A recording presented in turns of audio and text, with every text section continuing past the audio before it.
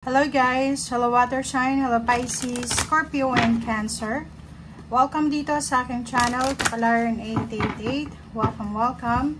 Alamin natin water sign, Pisces, Scorpio, and Cancer kung ano ang messages, vibration, energy, para sa lahat ito. So, tingnan natin kung ano yung posibleng mensahe na pwedeng makaresonate ka dito. Wow! So, it's number 35. It's 88. Okay, so it's 88. 17. 1 plus 7 is 8 is gift. So, nakikita ko sir dito na it's a positive news ito. So, pwede ngayon, habang nanonood ka, posibleng makatanggap ka ng isang balita. Yun, it's a good news tungkol sa isang okasyon. Parang ganun. So, nakikita mo yung 35, it's money. So, posibleng sa araw na ito, or this week, or the whole week na from 11 to 17, makatanggap ka ng isang balita. It's either may magbibigay sa'yo ng regalo, or ikaw yung magbibigay ng regalo, parang gano'n. So, unexpected siya or expected.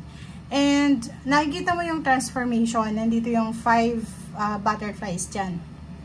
Yung 5 butterflies is siya yung parang hinihintay mo. So, yung clarity, yung enlightenment, yung reawakening, ay posibleng on the way na. So, may makikita kang konting-konti or pwedeng maraming liwanag na kapaligid sa'yo. So, kung yung dati hindi masyadong maliwanag, ngayon is nakikita natin na sobrang liwanag na siya. Okay? So, yung pathway to happiness, pathway to your prosperity and abundance is on the way na siya. Okay? So, tingnan mo yung pathway na to. Sobrang liwanag na parang masisilaw ka sa sobrang liwanag niya. So, nakikita ko sa'yo dito na sobrang exciting yung araw na ito kasi maraming balita, maraming good news, maraming blessings na on the way papunta sa'yo. So, etong gift na to, it's a message of gift, like yun, pwedeng may humihingi sa'yo ng regalo, ikaw yung mag-share ng yung blessings, or posibleng may unexpected na mag-hire sa'yo for short term na trabaho or ano pa man. So, basta sobrang positive, reclaiming your power to. So, nakikita natin na kung ano man tong blessings and prosperity na darating sa'yo, yan yung matagal mo nang minamanifest or yan yung matagal mo nang hinihintay. So, yung last 2 weeks ng November 2024 ay sobrang positive siya kasi ibibigay sa'yo ng universe lahat ng needs mo, lahat ng needs and even the wants. Okay, so sobrang prosperous niya. Okay, unlikely. Ang unlikely card na yan is parang sinasabi sa'yo, huwag kang masyadong mag-panic kasi, sorry. Okay, sorry, wait.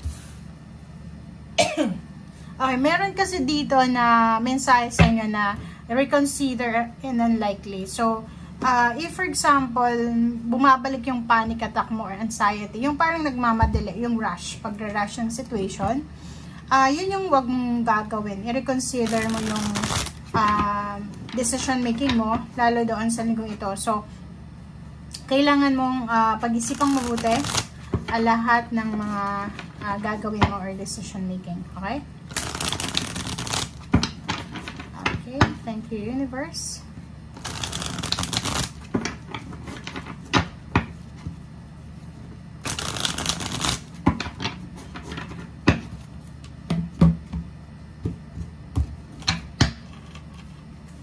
Okay.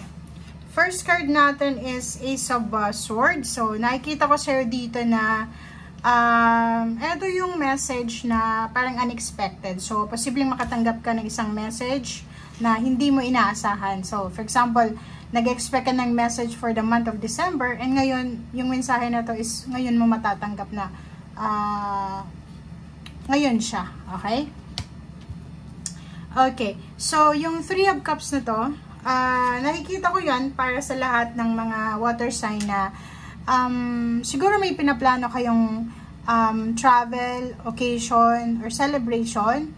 And nakikita ko sa inyo dito na this week, sinasabi na kung maaari, i-reconsider mo muna. Kasi kahit sabihin natin maraming blessings ka, maraming pagpapala or biyaya ka na matatanggap this week, kailangan mong isettle muna yung mga mas importante. Yung prioritize mo muna yung mas importante. So, kung naghahanda ka ng isang selebrasyon, wag mo yung parang ihang mo muna siya.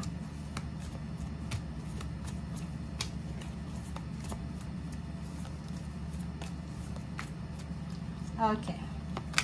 Next card is 8 of Swords. So, yun. Sinasabi sa'yo ng baraha, huwag ka munang magpaplano, lalo na sa araw na ito.